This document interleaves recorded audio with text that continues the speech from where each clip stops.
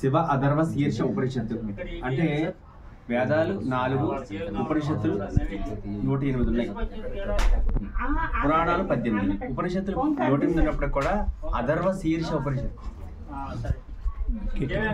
అనగా అధర్వ శీర్ష ఉపనిషత్తుల్లో అన్నింటిలోకెల్లా శివ అధర్వ శీర్షం చాలా గొప్పదని పురాణాలు చెప్తున్నాయి.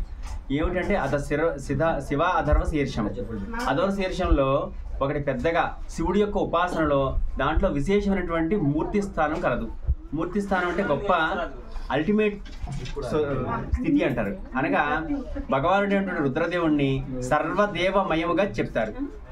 అలా తెలుసుకున్న దేవతలు అందరూ కూడా చివరికి ఆయన స్తుతించి ఏ తీరులో వర్ణించబడింది అంటే దీంతో పాటు శివస్వరూపం యొక్క తాత్విక రహస్యం కూడా ఈ ఉపనిషత్తులో చెప్పబడింది.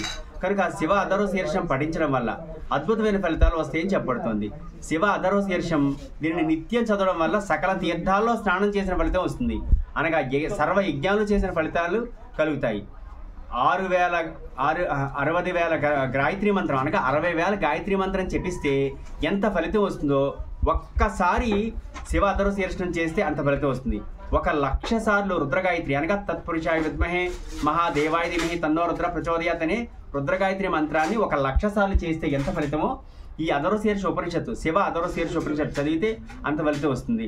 అలాగే ఓం భూర్భువస్సువః తత్సవితుర్వరేణ్యం భర్గో దేవస్య ధీమహి ధియో యో నః ప్రచోదయాత్ అనేటువంటి గాయత్రి మంత్రాన్ని 60,000 సార్లు చదవాలంటే ఎంత ఫలితం వస్తుందో ఆ చదివిన జపం చేసిన ఫలితం ఒక్కసారి శివ అధర్వ శీర్షం చేయడం వల్ల వస్తుంది. అలాగే కాకుండా పురాణ ఇతిహాసాలని అధ్యయనం చేసిన ఫలితం కూడా ఈ ఉపనిషత్తుని పారాయణం చేయడం వారికి విన్నవారికి కూడా స్వయంగా వస్తుంది. సర్వ పాపాల నుంచి ముక్తులవుతాడు. పితృదేవతలకు పితృకార్యం చేయడం వల్ల జరిగే ఫలితం ఎంతైతే వస్తుందో ఆ ఫలితాన్ని పూర్తిగా పొందాలి అంటే ఈ యొక్క అధర్వ శీర్షాన్ని మాసికారాధనలో కానీ సంవత్సరికంలో కానీ ఎవరన్నా చనిపోయేటప్పుడు దశాహం అంటారు. అనగా 10వ రోజున 11, 12, 13 రోజులు. కొంతమంది 10వ రోజు దశాహం చేస్తారు, కొంతమంది 12వ రోజు చేస్తారు, కొంతమంది 11 చేస్తారు, కొంతమంది 13 చేస్తారు, మరి కొంతమంది 15 అనగా 15 రోజులు పక్షం రోజుల్లోపు దశాహం అనగా పెదకర్మ అనగా దశదిన కర్మ, దీన్ని ఘనపర్వం అంటారు. ఇది చేసేయాలి. ఆ చేసినప్పుడు ఈ అధర్వ శీర్షం మహా అయితే 20 నిమిషాలు పడుతుంది. ఈ ఉపనిషత్తుని ఎవరైతే చదువుతారో 60,000 గాయత్రి మంత్రం చేసిన వెళితం 1,00,000 శివ పంచాక్షరి అనగా శివ రుద్రగాయత్రి అనగా తత్పురుషాయ విద్మహే మహాదేవాయ ధీమహి తన్నో రుద్ర ప్రచోదయాత్ అనే రుద్రగాయత్రి మంత్రాన్ని 1,00,000 సార్లు చేసిన ఫలితం, పురాణాలు 18 చదివిన ఫలితం ఈ 20 నిమిషాల్లో చదివే ఈ అధర్వ శీర్ష ఫలితం వల్ల వస్తుంది. కనుక దీంతో సమానమైంది మరి ఏదీ లేదు.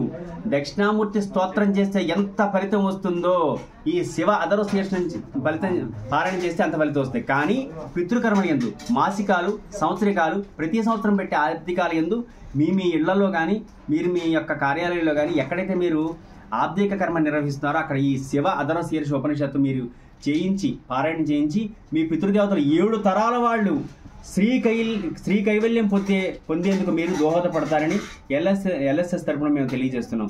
ఈ శివ అధర్వ శీర్షం అనేది చాలా గొప్ప విషయం. దీన్ని మించినటువంటిది మరొకటి లేదు లేదని పెద్దలు చెప్తున్నారు.